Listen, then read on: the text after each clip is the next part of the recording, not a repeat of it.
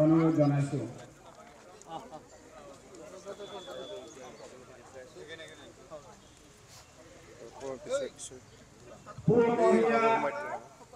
হেমেকা ভিতৰ এই বুকুচাত উঠি শুনিল আকাশ আদৰে বাইদেউ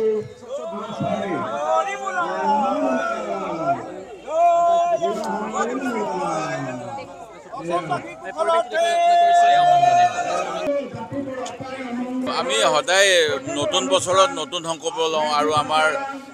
পৰম্পৰা অনুসৰি কৃষি সমাজৰ অসমীয়া সমাজৰ ভোগালী বিহু অতি এটা আনন্দৰ সময় নতুন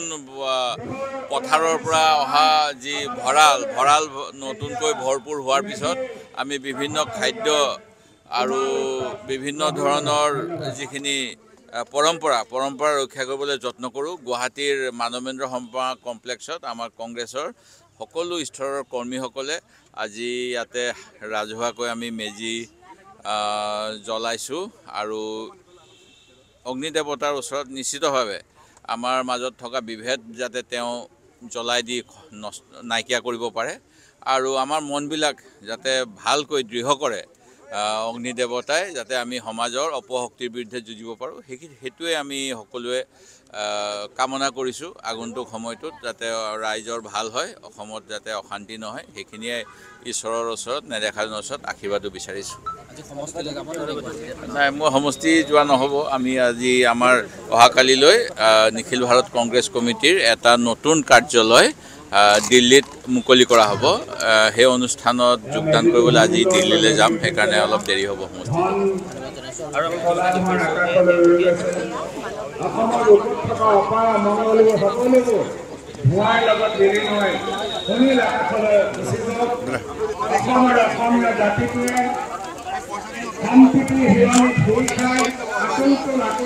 পৰি যাব ভাতৃত্ববোধৰ দোলাত তুলি সম্ভ্ৰান্ত সমূহীয়া সংস্কৃতিৰ যুৱতী নদী বকুলেদি আমি সংস্কৃতিৰ জাতীয় জীৱন নিৰ্মাণ কথালৈ আগবাঢ়ি যাব লাগিব চকাফৰ শংকৰ মাধৱ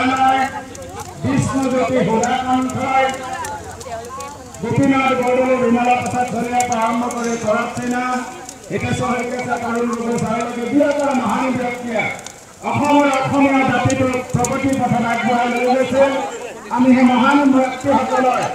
এই সময়ত আপোনাৰ উত্তাপ লৈ আমি আগুৱাই যাব লাগিব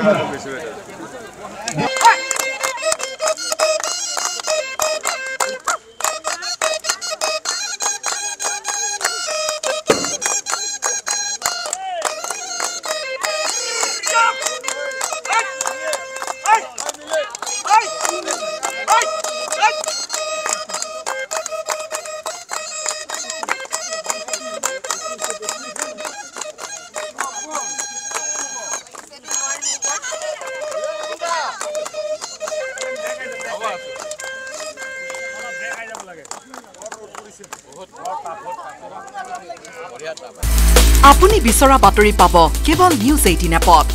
নিউজ 18 এপ ডাউনলোড কৰিবলৈ স্ক্যান কৰক এই QR কোড